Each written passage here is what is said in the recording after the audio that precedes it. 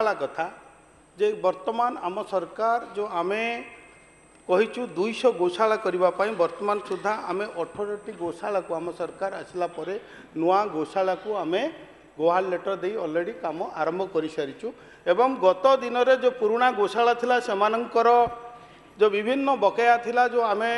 कहूचु दिन को गोटे गाई को खाइबा को 56 टंका अर्थात वर्ष को 20,000 टंका देबू तार मध्य बकाया थिला पाखापाखि 9 कोटी टंका आम सरकार आसला पर आम दे सारी एवं सेकेंड किस्ती देवाई व्यवस्था करा जाउछि। एवं जो कथा माननीय विधायक पचारे नूतन गोशाला खोलने कौन रही आम नूतन गोशाला करने आगुरी जो गत सरकार रे थिला 3 वर्षर कौन सी एनजीओ हो कौन सी सोसाइटी रेजिस्ट्रेशन हो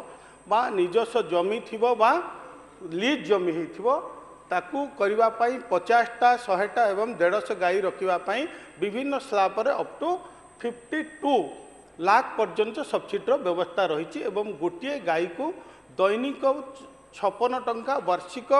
20,000 टंकार तार भरण पोषण खाइबा पीवाई आम सरकार वर्तमान जोगैबार व्यवस्था करिसेंती एवं वर्तमान ताकू आम आउरी सरलीकरण कर देइछु जे वर्तमान गोटे वर्षर माननीय वाचस्पति महोदया गोटे वर्षर से पुराना एनजीओ होइथिबो किबा सोसाइटी रेजिस्ट्रेशन करिथिबो किंवा गोपालन दिगरे गोमाता सेवा दिगरे मन थिबा कौनसी सोशल व्यक्ति जदि करने को चाहिए आम सरकार समस्त जिलार बा राज्यर समस्त ब्लॉक रे देवाई आम प्रस्तुत अच्छु तापाई मध्य आम स्वतंत्र बजेट करिछु बजेट रे मध्य ताको अग्राधिकार दिया जायछि पाखापाखि 29 कोटी टंका जागा होछि आपण लीज रे जागा नेबे बा आपण निजस्व जागा थिबो गोचर जमी को आम देवार व्यवस्था करना जदि आपण सरकारी जमी नेबे आपण स्थानीय जिला कलेक्टर सहित कथबार्ता करी आम मान्यवर आमर